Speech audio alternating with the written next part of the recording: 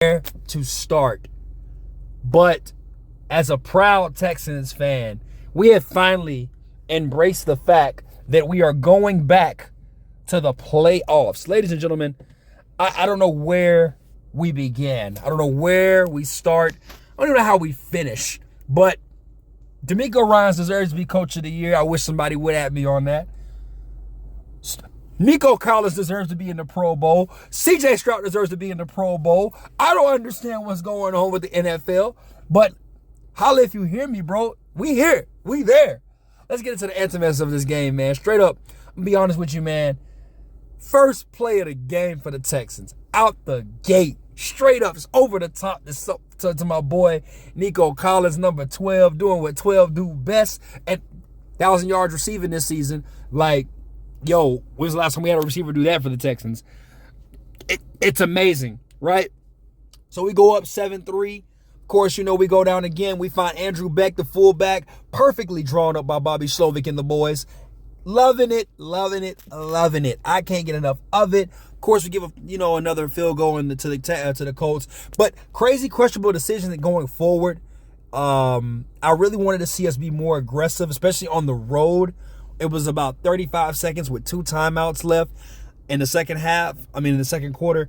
I don't know what D'Amico was thinking, but I really wanted them to go further downfield, take some more shots. Instead, we just ran the ball, and then we ended up stopping the clock, which was very bizarre. But from my understanding, we took what we could take. We did a good job. Usually in these games, this is where the Colts beat us, and I saw it coming. Straight up, second half, we get off the field, quick 3 and out.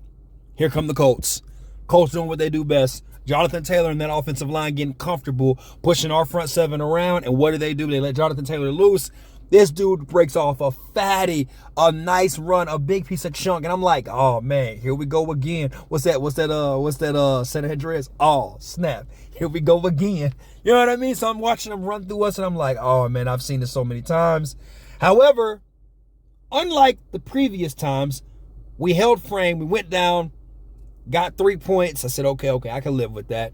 Then, not only did we get the 3, I was like, all right, let's do what we do best. Colts go and they get 3. I'm like, all right, so it's 17-17. Fourth quarter, we're getting ready to get into that mode of the game where it's like it matters, right? It matters. Everything matters. We get a lot of freaking hands to the face calls, which I'm not even, at this point in my life, I'm like, whoa, what is going on with us with that? Like, I'm watching Nico Collins become an elite receiver. I'm watching Dalton Schultz become the safety blanket. I'm watching the offensive line outside of Laremy Tunsil with the 2 false starts today. I don't know what that was about. Become this great moving company of moving defenders out the way. I'm looking at basically Singletary got your job. Whether you like it, Dameon Pierce. Whether you like it or not, Singletary's got your job. I'm watching these players become from average to elite in these moments in this fourth quarter. And when it mattered most, execution. Nico Collins just killing the corner. Turn around on top of that, icing on the cake, get us in goal line. What we do, hand it to Singletary. What the offensive line do, move them boys back. And I'm like, all right, cool.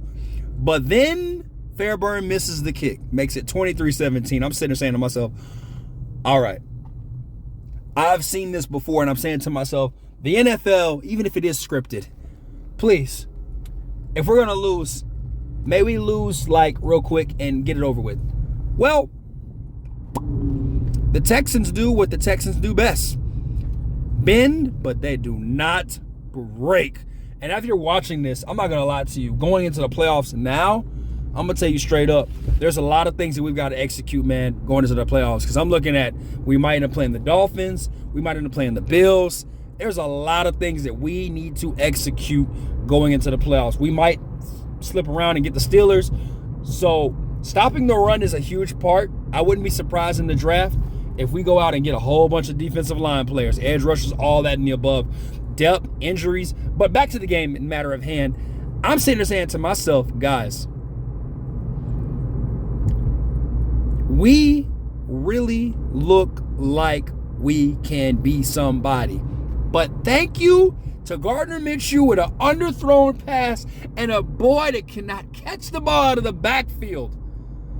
Because if he would have caught that, y'all, it would have been another first down, and I guarantee you the Colts probably would have went on ahead and won that game. But because he didn't catch it, life goes on. Life goes on. And as a proud Texans fan, I'm about to go into tears because it's been since 2019 and we finally got in something. We finally got back in there and we are somebody and we are known. And now, even if we don't win, hey, at least we made it. But you really got to give credit to both coaches. And I hate to say this, I'm actually sorry that the Colts did not get in, man. I'm sad because they deserve to be there too with their quarterback situation and the way that I think is Stefanski, not Stefanski. What's his name? Steifen. I think that's his name, Steifen, I want to say. Yeah, for the Colts. He did a phenomenal job this year. Same thing with D'Amico Ryan. It's a lot of great coaches this year, but because I'm biased, I watched the Texans go from, 3 games, 4 games, 2 games, to now winning 10 games. Come on now. You already know what I'm on. Hey, yo, like, comment, and of course, subscribe. We'll break down some footage, but, hey, we in the playoffs. Peace.